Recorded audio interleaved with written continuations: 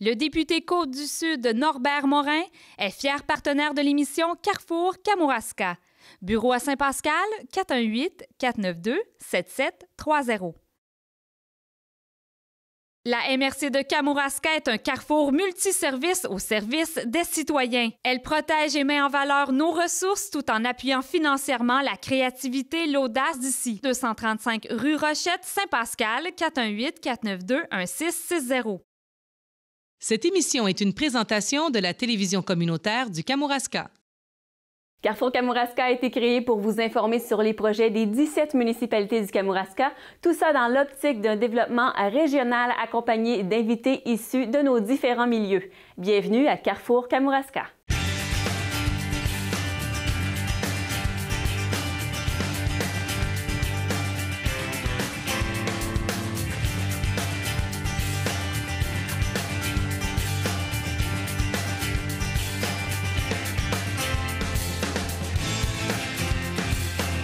Aujourd'hui à l'émission, nous traitons de sécurité citoyenne, plus spécifiquement de sécurité de proximité. Et pour nous en parler, qui d'autre de mieux que M. Carl Pelletier, lieutenant et directeur de poste pour la Sûreté du Québec de Saint-Pascal. Bonjour, M. Pelletier. Bonjour, madame. Tout d'abord, vous couvrez tout le Kamouraska. Oui, toute la MRC de Kamouraska au complet. Et dites-nous, en quoi un service de sécurité de proximité, ça vous définit, vous, du côté de Kamouraska? Bien, le programme de police de proximité, en soi, disons, c'est le service à la population. Police de proximité, ça le dit, c'est... je vous donnerai un exemple, là. Bon, on peut commencer. La police, d'abord, à la Sûreté du Québec, on a 4 valeurs, hein, qui sont le service, professionnalisme, intégrité et le respect. Mais la première, c'est celle de service. Celle de service... Pour rendre service à la population, il faut que tu sois proche de la population. Il faut que tu saches qu'est-ce qu'elle veut avoir comme besoin. Comme besoin. Il existe à la Sûreté là, un programme de police de proximité qui va aussi avec, vous connaissez le principe des CSP, des comités de sécurité publique, où nous autres, en tant que chef de police, puis mon adjoint, tous les 2 mois, on fait un rapport au comité de sécurité publique qui est composé des élus de votre municipalité. OK, donc comme des gens qui vous représentent, autrement dit. Je rends des comptes 6 fois par année, si vous voulez, puis je fais un rapport périodique à la population. Comme 1 fois par année, on recueille les priorités locales auprès de chaque municipalité. On va en retenir 4, comme la lutte aux stupéfiants, la protection des personnes âgées, la vitesse dans les zones de 50 et dans les zones de 90. C'est les 4 qui avaient été retenus depuis quelques années. Mais c'est pas grave en faisant, c'est ça qui est le fun. En étant... Puis moi, je suis un gars qui est très transparent, puis je suis quelqu'un qui aime mon CSP, qui veut donner un service. Puis encore, samedi soir, là, on était invité à... Au Noël au cœur du Kamouraska? Ben oui, c'est ça. Puis je suis allé, puis on a eu bien du plaisir. J'ai aimé ça. Bien souvent, dans des rencontres informelles comme ça, c'est là qu'on a des échanges, puis les gens nous connaissent aussi, puis ils connaissent nos valeurs. Oui. Mais tout ça pour en revenir au fait que c'est important pour nous autres d'être proches de la population. On recueille toutes ces priorités-là qui nous viennent des conseillers municipaux, qui nous viennent des DG. Puis même s'ils ne sont pas choisis dans les 4 priorités locales, moi, je les garde. Parce que là, je vois où il y a des problématiques. Ah, effectivement. Et est-ce que les gens que vous rencontrez relèvent sensiblement les mêmes dont vous nous parlez? Oui, nous autres, c'est plus statistique, c'est plus mathématique, si vous voulez. Okay. En temps, bon, relié aux statistiques. Relié aux accidents dans tel secteur ou tel secteur. Tandis que les gens, je donne un exemple, une nouvelle signalisation à Mont-Carmel, ben, on n'a peut-être pas plus d'accidents, sauf qu'elle n'est pas respectée, puis il y a des passages pour piétons, puis la municipalité peut craindre pour les citoyens, bien, ils vont nous appeler, puis on va aller faire des interventions. Ce qui m'amène à un autre point qui est important aussi, puis que je pense que la population, peut-être que la population ne connaît pas tout ça, mais ceux qui connaissent ça, puis qui nous appellent pour ça sont très contents. C'est notre système de requête. OK. Qu'est-ce que c'est? Une requête, ça peut être en sécurité. La plupart du temps, c'est en sécurité routière. Okay. Ça peut être fait de façon anonyme, comme des fois les gens nous appellent puis ils s'identifient. Je vous donne un exemple. Dans tel rang, à tel endroit, dans telle municipalité, entre telle heure puis telle heure, il y a toujours 2 véhicules, puis là on a une description. Entre guillemets, là, oui. C'est ça, là, qui font le fou, qui virent de sourd, qui font crisser les pneus, qui font de la vitesse, c'est dangereux, etc., etc. Bon. Fait que ça, on remplit tout simplement une petite feuille, on ouvre un numéro de dossier, puis en arrière de cette feuille-là, moi, j'assigne ça à tous les matins, bien, dépendamment des fréquences. C'est-tu plus la fin de semaine, c'est-tu plus les jours de la semaine? Bon, selon ce que nous a donné notre interlocuteur, on va aller faire des surveillances. OK. Puis ces surveillances-là sont inscrites. On valide l'information quand c'est bon, puis quand on attrape le contrevenant, on va redonner un retour aux citoyens.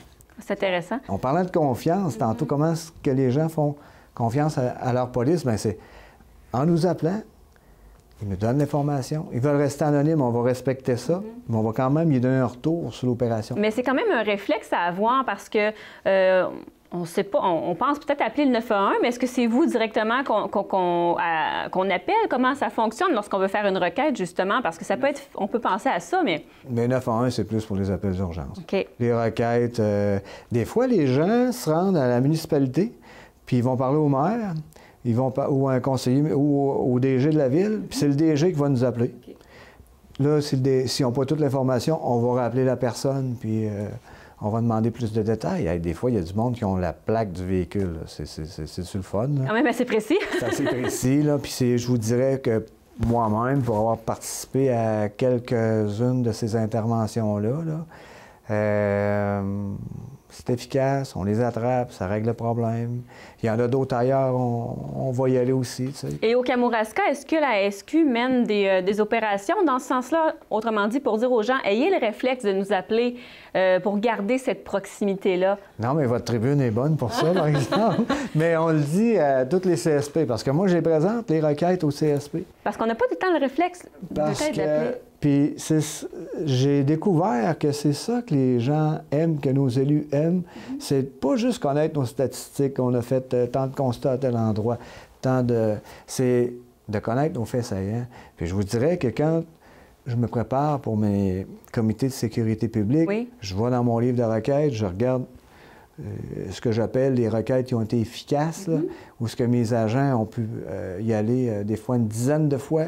On peut émettre 8, 9 contraventions, des fois 12, tu sais, puis que finalement, on a donné un retour aux citoyens qui s'étaient plaints de la vitesse.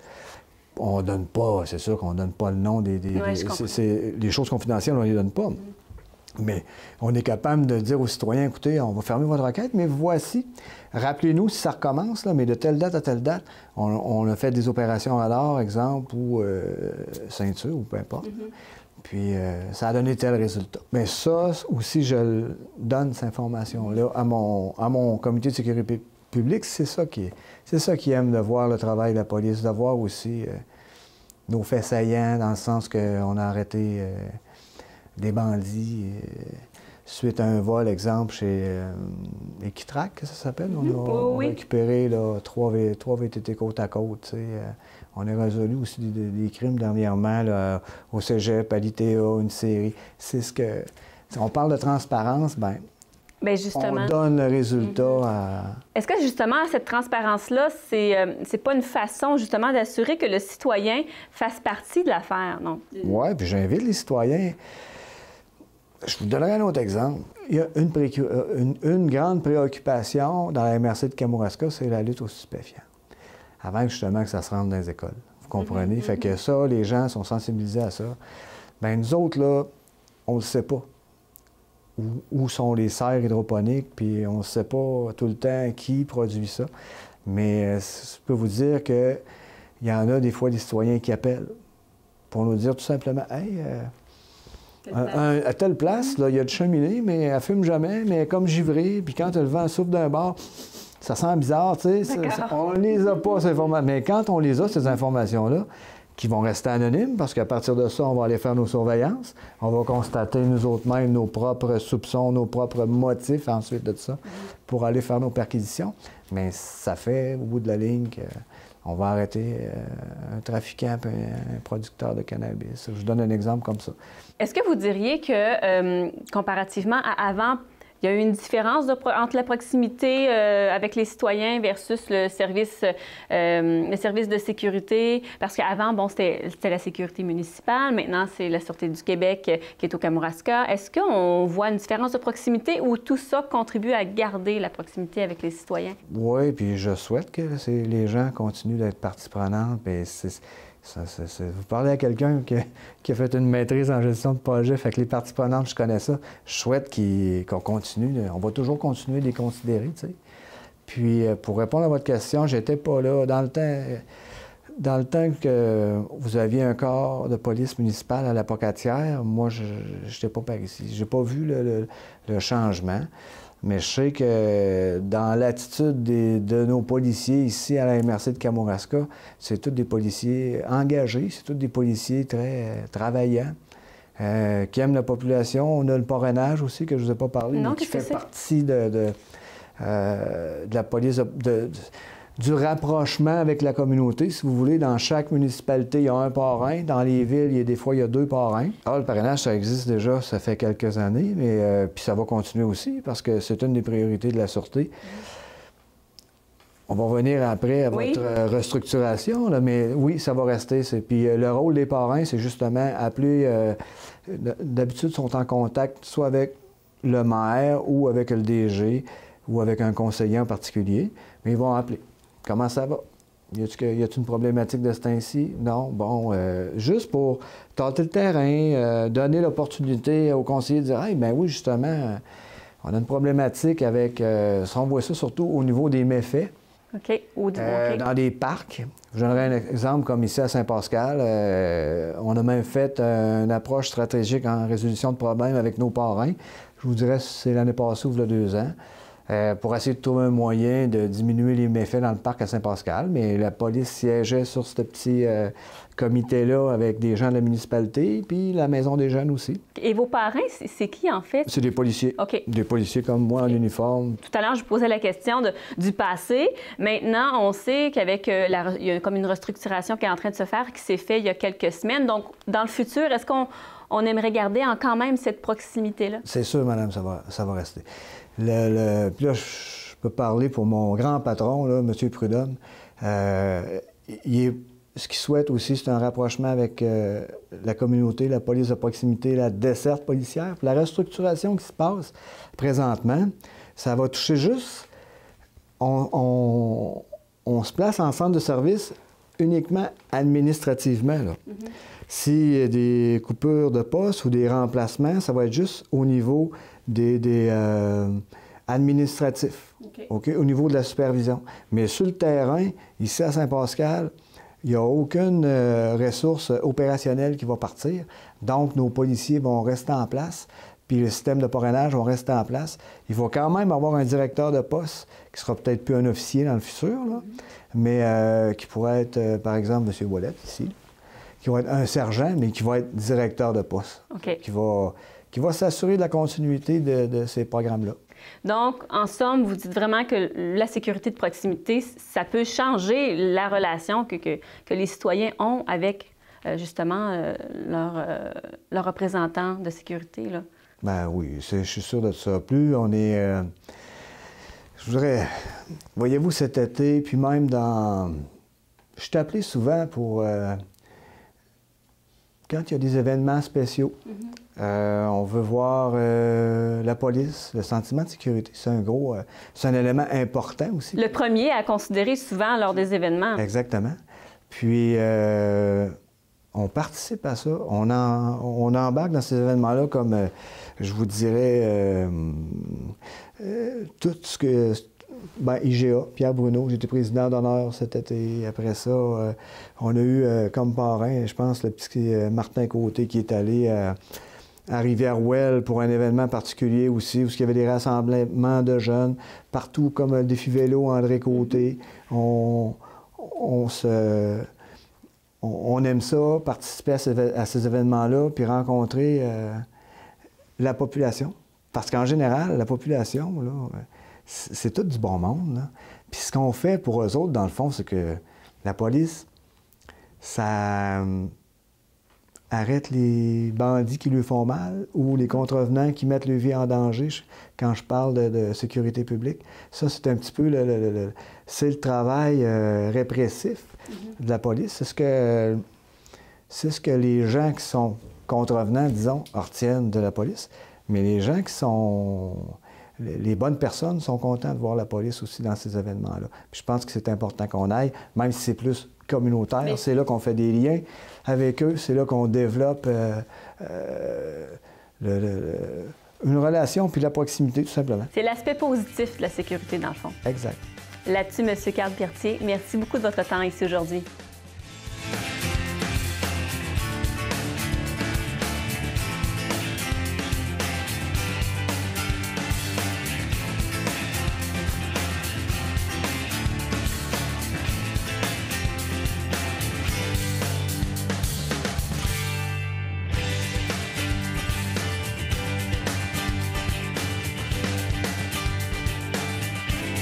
Pour nous parler de sécurité de proximité cette semaine, je reçois également Mme Gisèle Couture, chargée de projet pour le projet Voisins solidaires. Et justement, pour nous parler un peu plus en détail de ce que c'est ce projet de Voisins solidaires, je donne la parole à Mme Gisèle Couture. Bonjour. Bonjour. Madame Couture, parlez-nous un peu de ce projet Voisins solidaires. Premièrement, d'où est-ce que c'est parti?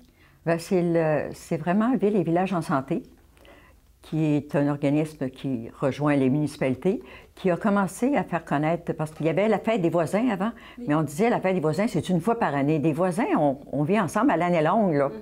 Alors, eux autres ont dit, bien, il existe peut-être un moyen meilleur pour favoriser le voisinage, le bon voisinage. Et là, c'est là qu'ils ont eu l'idée de Voisins solidaires, de faire en sorte que nos voisins, le deuxième ou troisième ou quatrième voisin, mais vraiment de notre rue, là, la proximité, là, c'est vraiment, c'est pas de tout le village, là, que l'on peut s'entraider d'une façon informelle. Et au Kamouraska, c'est porté par qui ce projet de Voisins solidaires-là? Nous autres, c'est la table de concertation des aînés du Kamouraska qui a fait ses objectifs pour 2015-2017.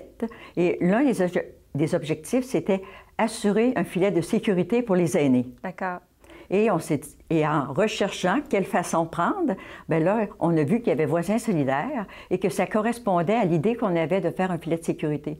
Parce que le désir, c'est de faire en sorte que les aînés ne quittent pas tout, qu'ils s'en aillent de leur région parce qu'ils se sentent seuls ou oubliés ou abandonnés ou qu'ils se sentent moins en sécurité. On sait que les personnes qui ont un bon voisinage sont en meilleure santé et ils vont vivre plus longtemps. Parce qu'on n'a pas tous nos enfants aux alentours, là. Alors, si on sait qu'il y a un voisin, on a un pépin à la maison qu'on peut téléphoner, qu'on peut rencontrer dans la rue, on se sent en confiance. Et c'est ça que l'on voulait établir, quelque chose de vraiment informel, tout simplement se saluer aussi. On commence par peu et on va tranquillement, sans jamais s'immiscer dans la vie des autres, là. C'est vraiment pas... si ça devient très entreprenant, bien, c'est sûr que dans ce temps-là, on va aller plus vers le CLSC, on va dire, bien, ce sont des aidants naturels.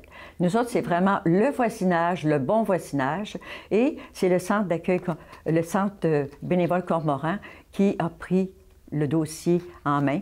Et moi, je travaille pour eux. Et depuis combien de temps est-ce que c'est sur la table, ce projet Voisins solidaires-là? Est-ce que c'est mis en œuvre, en fait? Bien, là, on est dans la deuxième année, là.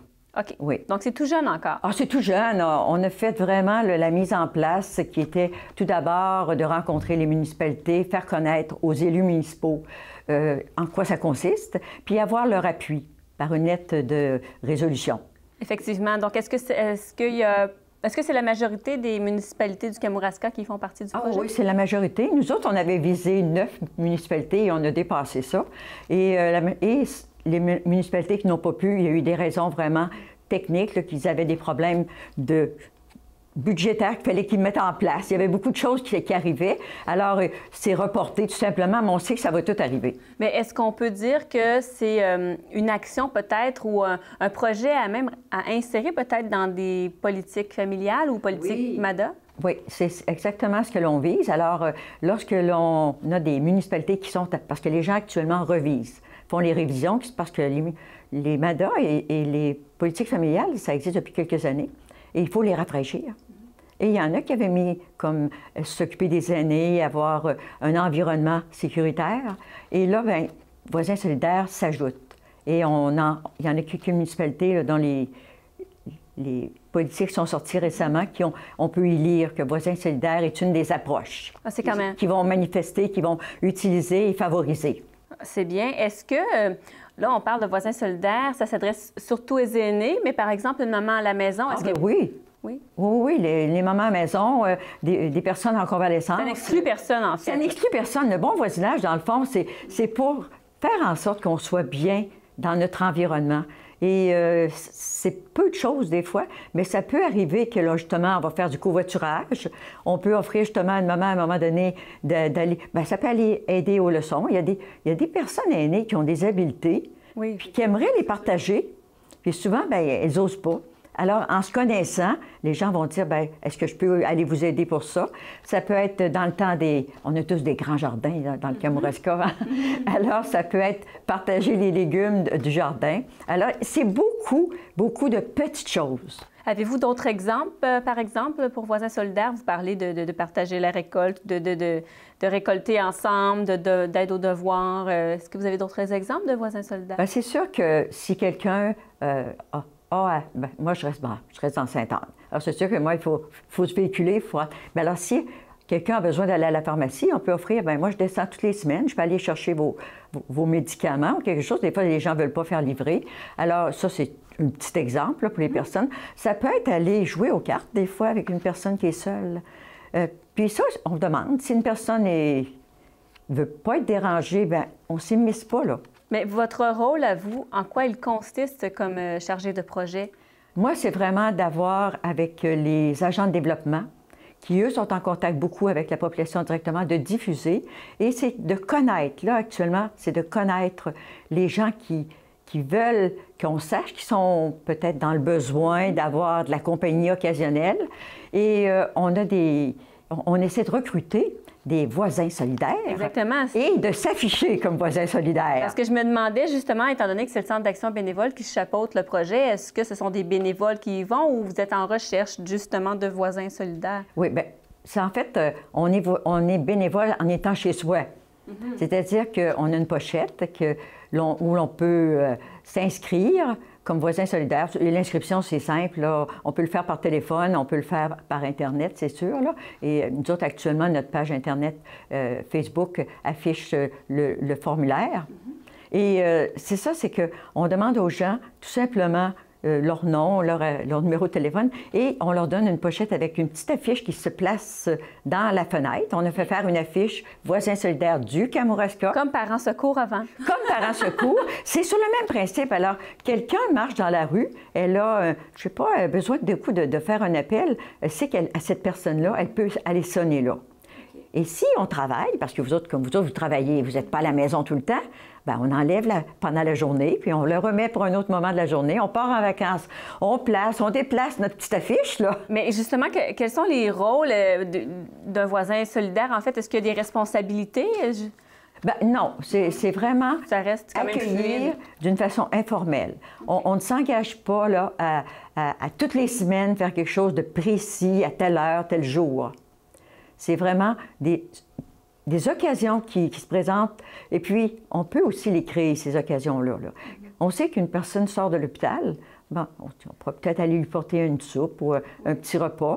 Mais ça va arriver une fois, ça, là. Oui, mais à quel moment, comment on fait pour savoir, justement, que, tiens, notre voisin a besoin de ça? C'est sûr que, normalement, on connaît notre voisin. Je dis normalement, habituellement, là, mais... On essaie de les connaître. Oui, c'est ça. Fait souvent, on ne les connaît pas. C'est une grande surprise, hein, mais au Québec, là, dans les études qu'ils ont faites, on est plutôt indifférent face à nos voisins. On accepte qu'on a des bons voisins, mais on ne se mêle pas trop des affaires des autres, puis on est content de les voir, puis de dire bonjour en passant, puis c'est tout. Là. Les autres parties du Canada sont beaucoup plus engagées. Oui. Alors, on a du travail à faire au Québec. Justement, en parlant de travail à faire, où en est rendu le projet? Parce que vous dites que ça fait 2 ans maintenant. Il y a eu une installation, de la promotion maintenant. Là, quelle est la prochaine étape? Bien là, nous autres, on vise tant de personnes dans chaque municipalité qui s'inscrivent, qui affichent, qui sont voisins solidaires. Et après ça, bien, on va faire des statistiques de tout ça.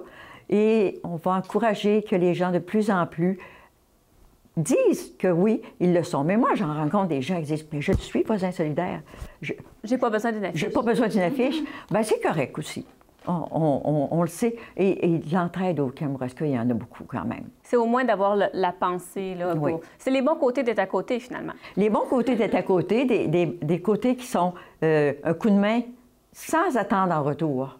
Tu sais, c'est pas quelque chose, là, où c'est donnant-donnant, là, mais des fois, on sait qu'une personne ne pourra peut-être pas remettre quelque chose, mais c'est donné au suivant, comme on peut dire aussi, là. Alors, c'est par les petits gestes. Et pour la sécurité, ça peut être beaucoup, parce que quand on reste dans un milieu rural, on est dans un milieu rural. Et c'est bon de savoir que pas loin, il y a quelqu'un, lorsque l'hiver arrive. L'été, les gens sont moins craintifs quand même. On est plus près, on se voit plus. On se visite davantage, mais l'hiver, on se voit moins. Alors, ça peut être ça. Et des fois, ça peut être d'inviter les personnes. Il y a des beaux petits festivals. Il y a eu un été extraordinaire d'activités dans le Kamouraska, là. Mais il y a des personnes âgées qui auraient peut-être apprécié qu'on leur offre, « Bien, voulez-vous venir avec moi? » Donc, c'est à la fois pour la vie sociale et la sécurité. Oui. Alors, ça peut permettre ces choses-là. Et les gens savent qu'ils ont quelqu'un à côté qui a une attitude conviviale, accueillante, qui est disponible, mais toujours en mettant nos limites. On favorise la bonne entente, mais parce que pour avoir la bonne entente, bien, il faut être capable aussi de discuter s'il y a des moments difficiles. Ça peut être aussi, je sais pas, là, vous faites un party, là, bien, on va prévenir les voisins qu'il va y avoir du bruit, peut-être un petit peu plus tard cette journée-là, et ça va favoriser la bonne entente. Là-dessus, Mme Gisèle Couture, merci de votre temps aujourd'hui. Ça m'a fait plaisir.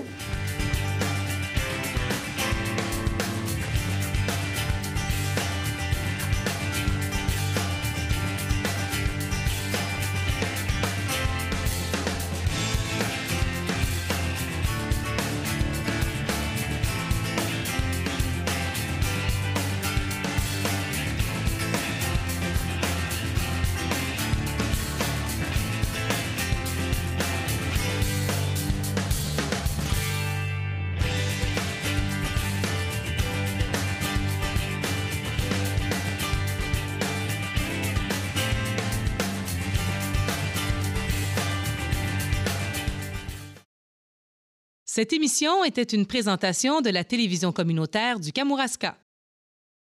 La MRC de Kamouraska est un carrefour multiservice au service des citoyens. Elle protège et met en valeur nos ressources tout en appuyant financièrement la créativité et l'audace d'ici. 235 rue Rochette, Saint-Pascal, 418-492-1660. Le député Côte-du-Sud, Norbert Morin, est fier partenaire de l'émission Carrefour Kamouraska. Bureau à Saint-Pascal, 418-492-7730.